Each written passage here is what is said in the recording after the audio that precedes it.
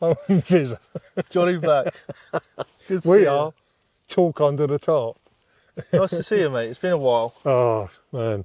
Too long. Always too long. Too long, yeah. How long has it been? Way before we got married, so that was July. So Not us. We didn't get married. yeah, we didn't get married. It was Bushcraft show. It was. I mean, yeah. That's a while back now. Bushcraft show. So what was that? Yes. May time. And the big news, you've just got married. Wow. Got married in July. Yeah. Congrats. Got married in July, yeah. And then we did a 3-week tour all through Wales, which is a must. Yeah. What parts of Wales? All the west coast. Nice. So we broke over the bridge straight into Pembrokeshire, all the way around the coast of Pembrokeshire, and then up through into Fishguard, and then all the way right up to Snowdonia. Very nice, yeah. And then, did the Snowdonia Park, Portmaddock, but all on the way, Aberystwyth, Newquay and stuff, and it was amazing. That's amazing. Absolutely amazing. Saw dolphins and things, just sat on the beach, and yeah, crazy. That's incredible. Time. So yeah, anybody that is doing any of that, obviously we're in the camper van. Yes, yeah. The whole time. So it was good fun doing that side of it. Didn't do any actual camping out. We did everything sort of stealth camping in the van. Used leisure centres for showering and everything, which they work out around about £150 to £2. Can't just argue that. Yeah, for a shower and toilets and any of that. Obviously, some of the time you can walk in your clothes, shower in your clothes, and wash your clothes at the same time. So whatever's necessary. But we found a couple of laundrettes and things to use. So 3 weeks on the road was perfect. We had the Bluetti with solar panels that kept us going most of the time. We never once had an electric hookup. Obviously, it was July. Yeah, well, you didn't need it as much compared. No. You don't need the sort of warmth or the heater going. No, like that. Nothing like that. So it was literally just charging up the phone and a little bit of lighting and electrics and things. So I guess we should talk about why we've decided to do this. So also you've created this, and I seem to have barged my way on board. Do you know what? I think, like I've said to you before many times, I come up with so many ideas and things, and they're not necessarily for me. And I do think sometimes they're for other people that are more sort of, but I like the idea thing of it all. And, but I love the idea that this is what we do. Yeah. We go under a tarp and we sit and we talk. Yeah, and this is what we do regardless. So why not share it with the world and exactly incorporate the rest of the world with our chats? Because I think and our bushcraft family, is quite significant, isn't it? You know, I'm not saying we're in each other's pockets with everybody, but you know, when we get to meet up, it's like meeting up with long lost friends and everything, and it's like that's it. That side of it, absolutely. Like for me, you know, certain little things like with Bill Parson certainly brought a lot of people together. Yeah. Bill Kincaid, if those of you that don't know, once he passed, that again made everybody sort of go, do you know what? We need to be out there. We need to be getting out here and doing the things that we love doing, and everybody does. Everybody loves being out in the woods. Yeah, they do. Yeah. And I think scientifically, it's even been proven, hasn't it, that time spent in the woods is better than.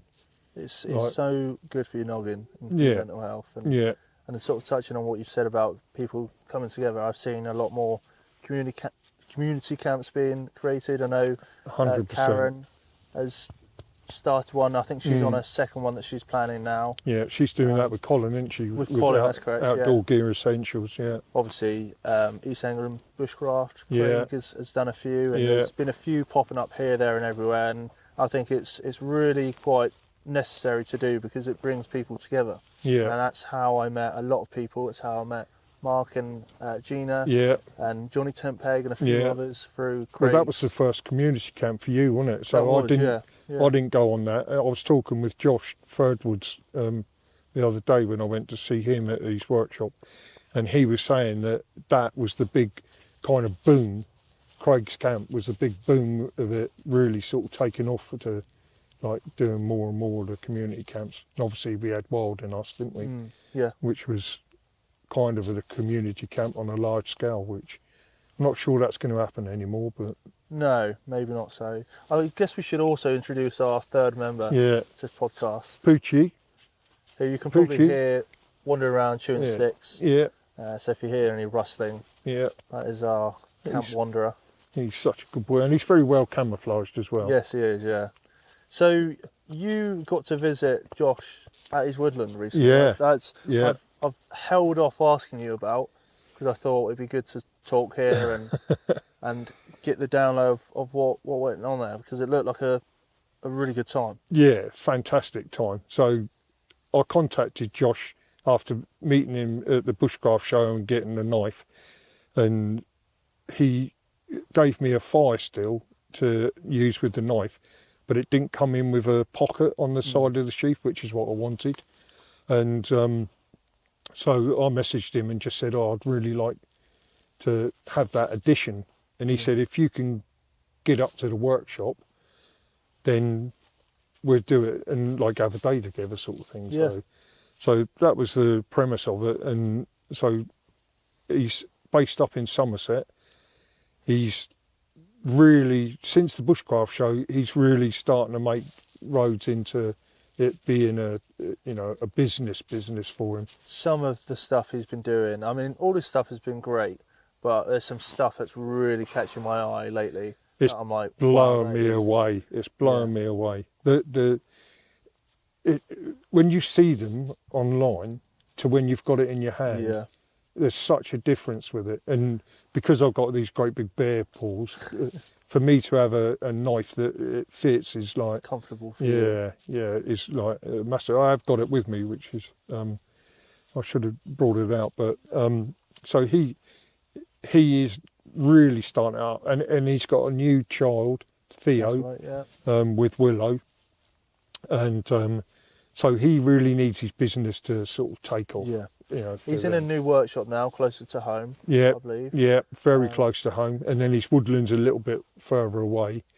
I've seen, I don't know if it's because of the new workshop, but his stuff, I'd say, probably from the bushcraft show, has just got increasingly better. Yeah. And some of the designs that he's been doing are just stunning. Yeah, and the bullets into the inlay and thing, which I don't know if they've done before, but it certainly makes it a massive sort of thing to have. It's one of those things that you really want to have that sort of side of it, especially with what you're into with the stuff working that with the gun film shop and stuff. TGS rather than I film a lot of shooting stuff, so I can sort of see where that captures some interest there, and especially with some of the hunting as well. Yeah. I can imagine some of the knives that he creates could be used out in the field, but I've got to say I'm a fan of his work, and I know you definitely are. Yeah, it just blows me. I mean, Luke at York Knives produces amazing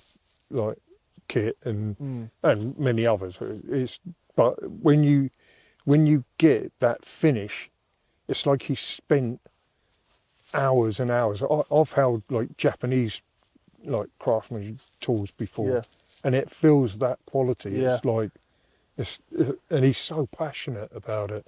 You have to be with this sort of thing, because it shows in your work. It shows in your work, and you see people who just knock out knives, and you could tell. Yeah. Rather than this, there's a real passion and a love that's gone into it, and hard work. Yeah. And speaking of knives, actually, and Luke at York Knives, he's another one that's I really admire. I love his work. I think his work's stunning. It's one of the aspirations to own one of his knives, which is in the plans. But he's just undergone a big surgery, so he was put out of work for a little while. Yeah. So he's coming back now, and I know he's been working on Craig's knives. Yes. Which they're selling and doing a few giveaways for. And it's something that we don't often see is the multicoloured handles and No, things that's that, right, with the knives. Maybe with Mora a bit now and again, but yeah, you see it. You see it with a lot of the hunting knives, so it doesn't get lost. Yeah. But he's another one that could really do with the support. You know, Yeah. he was out of work for a bit, and he's coming back, and Yeah. I think we should support our community and the people Definitely. that work hard to provide us with some original and really stunning and practical tools. Well, So, it's the uniqueness when you get it, rather than them being laser cut, mass produced, and everything like that. You're getting this uniqueness because I don't know if you know, but Josh was he done blacksmithing. The lad is multi-talented. I haven't got a clue how old he is. Probably should know, but he was blacksmithing. He's done thatching. He's turned his hand. He was a bushcraft instructor for years. yeah, that's right. And you know, he's got a passion for the guns as well. Yeah. And he loves antiques and things. And he just like really, that passion through all of the outdoors really comes through. Yeah. And that's, again, like you say, with these small businesses, the uniqueness that you get with that knife where he's, you know, he spent time with each blade. Yeah. And you kind of feel that in it. It's not a quick process. It's not a quick process. And I don't know, if you costed it out or whatever, it may not be, it may not sound a lot to what you're paying for, but you're paying for that expertise. And, you know, one of his pieces of sandpaper is £10 a sheet. Yeah. I mean, it soon adds up. You know, soon adds up. Then you've got the electricity. You've got all the products that he uses. All of that. Chemicals. And everything else, and that all adds up. And then your time. Yeah. The time spent with a craftsman who, you know, he's doing his own sort of thing. There's not anyone doing the exact same thing. There's obviously, you've got other people using sort of scanny grinds and Pucos and all these things. So nothing's There's really... loads similar, aren't there? There are loads similar, but everyone's got their own personal touch. Yeah. And that comes from an expert knowledge and trial and error. It's not something they just go, right, I'm going to do this and it works. There's trial and error, and these people test their products to make sure that they work and that they're going to do the job. And that's what you pay for. There's a lot more behind closed doors. Which, going off of knives and then into axes and things, you've been over with Thornwood, haven't you? Yes, yeah. I've been doing a bit of work with Thornwood. Great bunch of guys. Yeah. That was really kind of a passion project. So they commissioned me. Local to us as well, aren't they, fairly? Yeah, they're sort of Somerset way. Somerset, yeah. Yeah, so it's only an hour and a half, 2 hours. Yeah, it was only a couple of hours, and they've got a really good forge, and they've just upgraded actually. They've got their forge that you'd see in the film that I produced for them, and now they've opened up a bigger one where they'll have. I think that's where they're going to do all their production, and then they're going to have the old one for classes, or it's the other way around. I can't remember off the top of my head, but. Yeah, great bunch. And what a great skill to impart upon everybody. You know. Yeah, and I think this is what should be shared. You know, I think to make your own axe or your own knife or whatever, bill hook even or whatever. Yeah. What an amazing thing to have and pass down. Because they're they're the last generation. Yeah, if you look after them, especially you know, I've seen with the Thornwood stuff. If you look after it, it will outlast you. Yeah. As it should do, and they're really big on sharing their knowledge, getting people involved, and collaborating with other blacksmiths and people in the same field. You know, they want to work alongside people, not compete against people. Yeah, and that's a great understanding of business, because back in my day when I was doing the photography, there was a couple of people that came to me and said, "I'm thinking of opening up a studio." And I went, that's brilliant. You know, any advice or help you need, you know, just tap me up. And he went, I'm on about opening it up opposite. And I went, even better. And he thought that I would be upset. Yeah. But on the contrary, by putting another photographer there, whether or not he does the same thing as me, which he didn't, he did pets and stuff like that, whereas I never did pets. I did a bit of portraiture work, which he did as well, so there was an overlap there, but in a different way. But what that does is it put two photographers in the same vicinity. So people that needed photography would come to that area. Yeah. They go and talk to him and he doesn't do that. So they come over to me. And that's where you can work together and say, I don't actually do that. Yeah. But mate, you over the road. And pass on the ideas. And the other thing is it makes you think, I need to up my game now. Absolutely. I need to make my studio look more professional, better, or you know, not saying that you have to pay out to make it better, but just little things that what can I do to make that more professional, more usable. But that's the mindset you should have if you want to continue to grow and improve. I mean, that's certainly something I'm looking at. I'm looking at what's the latest things in the market, and it's not a case of buy your way to the top, but certain things I might where does my equipment fail me, and where do I struggle, and how can I combat that? And that's sort of things, and I'm reinvesting into the business and really investing in myself. Yeah, totally, 100%, and that's your mainstay, is that you are the one that will earn you the money. So the more that you can make that job easier, be it better editing equipment or better camera and stuff, you know, the simplest of little things, plus technology. Yeah, we used to say it's 2-3 years. Now it's 6 months. Yeah, and technology's overcoming itself. And, you know, I've seen. Well, we know films have been shot on phones. I mean, it's just not even a thing that you'd even think of. But you know, this is where technology we do have to keep up with, and of course with our kit. I'm sure we're under a DD Tarp, but talk under the tarp today. Not sponsored. We're not sponsored by any bugger, but if you would like to, by all means throw us a tarp and we'll put it up and we'll talk under it. That'd be great. But so we've got, this is a feature that we want to do over and over. And it's just, all of this is about positivity, really. I think shining a light on the stuff that we've been up to. We want to bring guests on to talk about what they've done, whether that's an activity, something they're proud of, a product, products, anything like that. So if anyone wants to come onto the show, and we've got a few people lined up that we're going to speak to. I've been speaking to a fair few people and they're keen to do something. But it's just nice that, you know, some people that have got their own channels, that have got far more followers than we'll ever wish to have.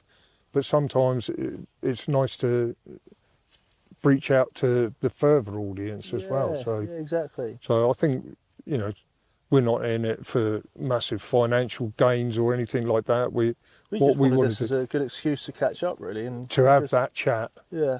To have that chat gives an excuse. It's quite easy to sort of let general life just get in the way and say, oh, you know, I can't quite make it. But if there's something that you've decided to commit to every month, then it's about doing that. Without a doubt. But something we said about is bringing into the podcast is talk about positive news. Yes, and just bringing something that's gone on in the world that's positive. So I guess I'll kick off with that. And the news that I've found is an 18-year-old lad. I think he's from Nepal. I'll double check my facts.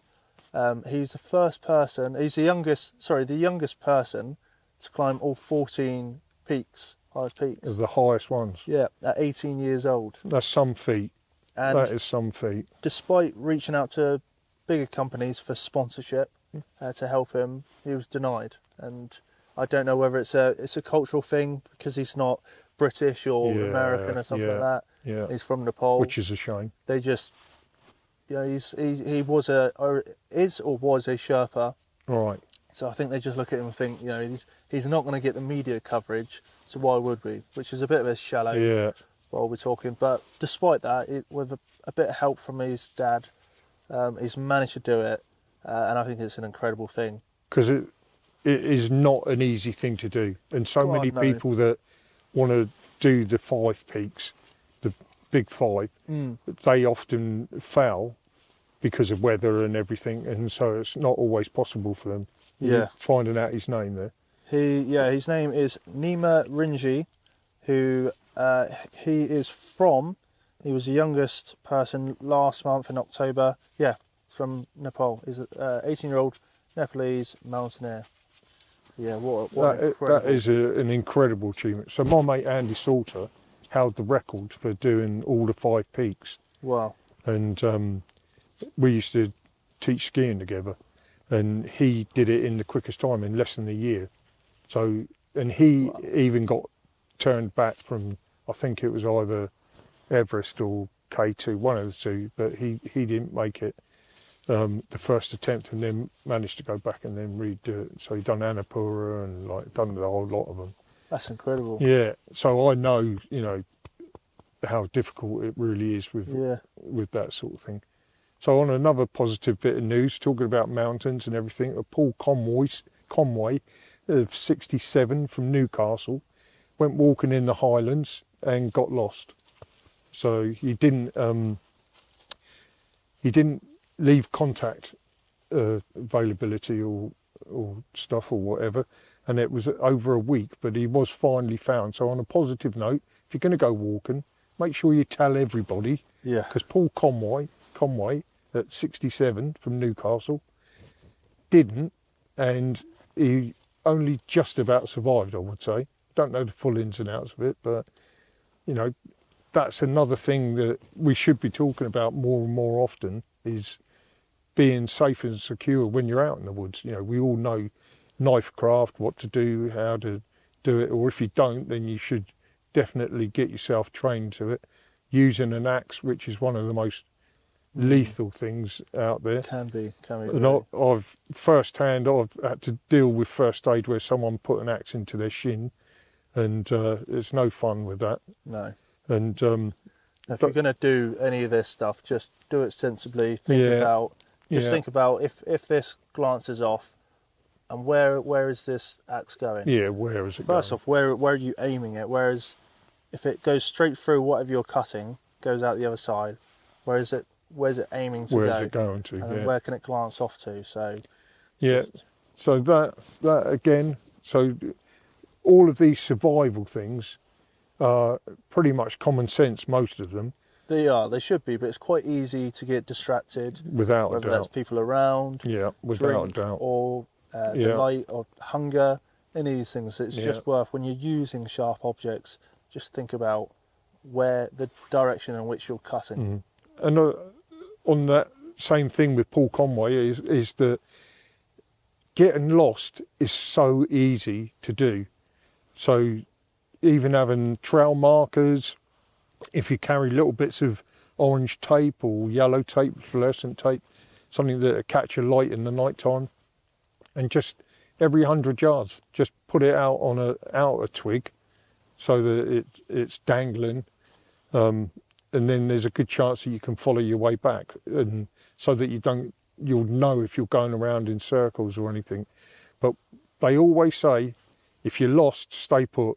Yeah. And one of the best things I heard a long while ago, and I've saw it again quite recently, was that do a message on your phone for the last location.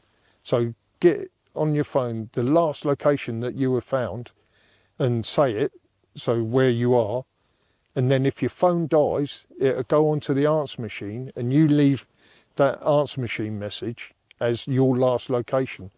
And so anyone that phones your phone, it'll go through the voicemail and it'll say, I'm at so and so, this location. You could pick up your GPS before your phone dies and give that location, and then they should be able to find you. That's a really clever way of doing it. Yeah, and I think it's one of the things when phones were like a few years ago, people were saying, what's the best use? And someone told me about it, and I just thought, oh God, that really is a brilliant sort of use. So survival, good. We'll do another talk just on survival and things. I don't know if we're going to ever do any practical. It'd be good to have a guest on who specialises in survival. Yeah. Well, we know a few like Joe Price and things, don't we? That Featherstick Joe. Featherstick Joe. We can get him on, and his lovely partner Ida. Yes. Yeah, so, definitely. Yeah, it'd be nice to have them down this part of the country as well. So what's the rest of your week or the rest of your month looking like? I've got next weekend. It's Mark and Gina. Mark is Essex Wanderer on the Instagram. It's their anniversary, which I haven't got a clue, but I'm guessing it's something maybe like 30 years. They are such a solid couple on most of our camps, and we've camped with them a few times, haven't we? And they are just we nearly lost Mark at the Bushcraft show due to a tree falling down and nearly decapitating him. Yeah, that was quite scary. Being the one I was next to right him, next to him. I just woke up and I heard this tree come down. And I thought, that's it. And he just thought, I'm too wrapped up. There's nothing I can do. All I could do is just remember how cosy and warm I am. And that's the last thoughts that went through my head. And then I heard nothing. I just heard Gina saying, Mark, you all right? And Mark saying, yeah, you all right? And he must have been in shock, 'cause I'm thinking, surely someone's not all right. Yeah. But he got very lucky. His chair the chair, didn't it? The chair smashed it and took the brunt. So lucky, and I've heard that was a bit of a talk of the Bushcraft show. Yeah, without a doubt, because we were in the camper van and outside on the field, but right next to the woods, and we heard the commotion. And obviously, the first thing I did in the morning when I thought he might have been dead was to try and see if he had a nice knife or anything that I could get, or an axe or something. But no, he was fine. He was still kicking. Yeah, he was fine. There was nothing wrong with him whatsoever. So yeah, it's their anniversary. So they're having a little shindig get together. I think Big Mike, who's Mike the Red. Mike the Red. Yeah, big love of mine. Johnny Tentpeg, obviously. What a cracker. Humour factor. Yeah. They're going to be there. Darius. He's going to Gentle Giant. Yeah, and he's loving the camper van. He's got a new camper van. Yeah, and it's been a good activity and thing for him and his daughter as well. Exactly that. It's just a very wholesome thing. I like great to see to that. Look. Yeah, we have the grandkids in ours, and they love it. It's like a doll's house for them, and they it's absolutely a sense of adventure, isn't it? So, yeah, without a doubt. It's good to just introduce them to that early on. Yeah. Which I do, we've got obviously Mason, who's, we take him out, he's 10, and let him loose with a knife and make fire and stuff, and it's just away from the life that he normally leads in front of the computers and everything, and when he's out there, he loves every second of it. Yeah. I always say, it's no good just keep showing them. You have to let them loose with it, and otherwise they'll always be scared of it. Yeah, exactly that. You can if they're educated from a young age on how to use it properly, they'll take that forward. Yeah. I learned even with fishing. My uncle used to let me loose with fishing, and after putting hooks in my fingers a few times, you learn. Yeah, quite quickly. I'm not going to put a hook in my finger anymore. And that's the thing. You can educate people to the ends of the earth, but sometimes you've just got to learn the hard way. Yeah, I think we've both done it at times. Yeah, hundreds of times. But that sounds like a great weekend upcoming. Yeah, so that's up in Norfolk, Thetford. I think Craig was going to go, but I think he's working now. I know he works some strange hours. Oh God, he's a character. I love him. He's funny guy. Him and Catherine. As soon as I see him, they just put a smile on my face. They're a lovely bunch. Yeah. They're always together, which is nice to see. Yeah. So it's good. Like Liam and Ellie as well. They're brilliant. There's some good people. I think we'll try and get these sort of people on the talk if we can at some stage, because I don't know if Craig would talk about it. I know he says on his profile that he's a former sniper, isn't he? So maybe get him on and talk about that sort of side of his life, because we don't often see much part of that. But no. But talking of guns, whilst you're off at Thetford, I'm off to Italy for a project, which is such a jet setter, which would be quite amazing. That'll be another one with TGS and Beretta. Yeah. So I'll be going out, and there's a bit of an awards thing going on for the Olympic shooters. And it's just are you shooting that whole time? I will be filming some shoots at some of the playgrounds. Yeah. They've just brought out a couple of new shotguns, which we'll be demoing. Again, we've just done a recent one actually on the Bretta 686 video for anyone that's interested in guns. But yeah, it's just going to be. It should be about. I'm going to embarrass you here. About a year and a half ago. Is it a year and a half ago? When did you go for the interview? Yeah, about a year and a half About ago. a year and a half ago. We're sat in the van talking about it, and he goes, "Oh, I got this interview," and like I was talking about it, and I said, "You better get to know what the names are of all the bits of the rifles and the guns and everything." And I said, "You better." And now he's a bloody. You could probably teach it now, couldn't you? Do you know enough? No, not quite. I do. I bet your knowledge is up there now, though, isn't it? To the common folk, yeah, I'd say so. And one of the best things that happened to me, I was in Texas recently, filming for an event, and a follower of the channel recognised Johnny and said, "Oh, I can't get this rabbit. Would you mind helping me?" He's doing it. And I was like, "Oh, can I have a go?" And he's got some semi-auto. I'm like, "Oh, you know, I've not used one of these yet, so you're gonna have to reload it for me, like proper novice sort of thing." I've gone boom. Hit it. I'm like, I've beaten an American. Yeah. That's a big thing for me. So yeah, but yeah, going out to I was working for TGS. I started working for them in July last year, and then pretty July much this straight year. away went to America then, didn't you? Was it? That was in October. Right. But yeah, it's been a crazy whirlwind. Yeah, and then yeah. This July. I'd been freelancing, and I decided to go full-time freelance and still work with TGS or a client. And you know, Johnny's been a massive supporter of mine. And you're getting a good client base as well, aren't you? Because you're obviously doing the Land Rovers for Squire. Yeah, that's been great. So their products are beautiful, aren't they? So absolutely beautiful, and it means I've worked with Guy Ritchie's car. I worked with Vinnie Jones last week. Yeah. So it's growing, and I'd like to push more into the bushcraft scene and work with some of the bushcraft brands and sort of accelerate their You marketing. talk more passionately when you talk about things like Thornwood and what have you. Yeah, because I think deep down that is in you. Yeah, is your side of it. So yeah, I love all the stuff with TGS and stuff, but I'm not a shooter, so you know, as much as I enjoy it. When I do stuff like with Thornwood, I'm like, that's what I do. That's what I do for fun. That's what I do as a hobby. That's what I'm passionate about. So it does make it a bit And easier. we're stupid, aren't we? We're like, we put an axe in our hands and we're like, ooh, it's like, you get that feel for it, don't you? You do get giddy about it. I used to, as a carpenter years ago, you know, I put a chisel in my hand when I had the old Sorbies and things, and you put them in your hand and they're just a different feel, and and that passion comes through. So when you do, it doesn't detract from your professional, which I love, with whatever you're shooting at that time, you know, filming.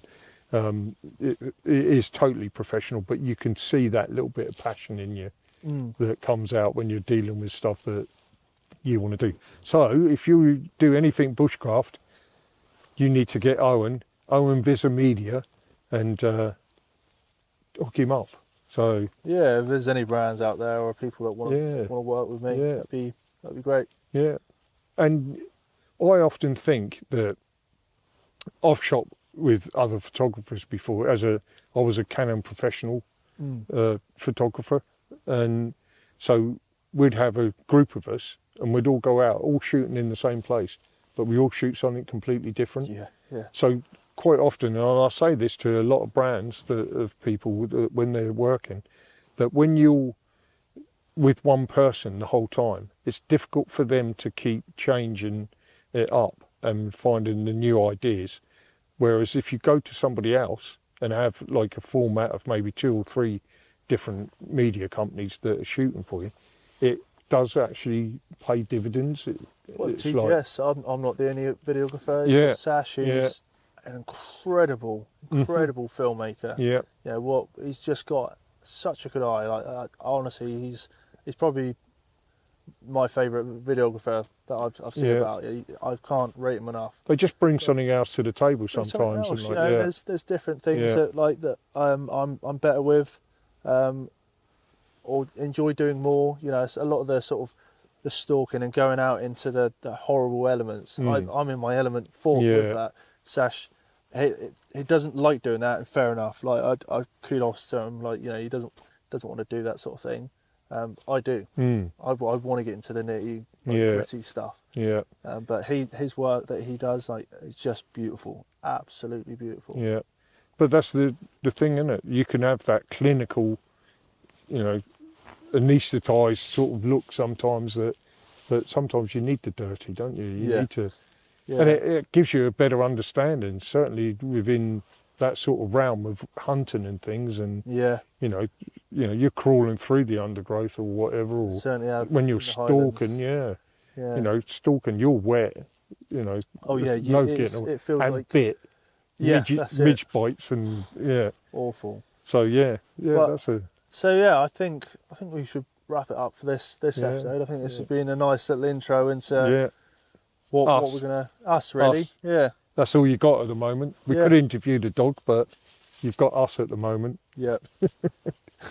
All right. Well, good to see you again. Yeah, Johnny. and Take care of yourself. You know, I love you massively, and I'm a massive fan. So keep going good. Same to you.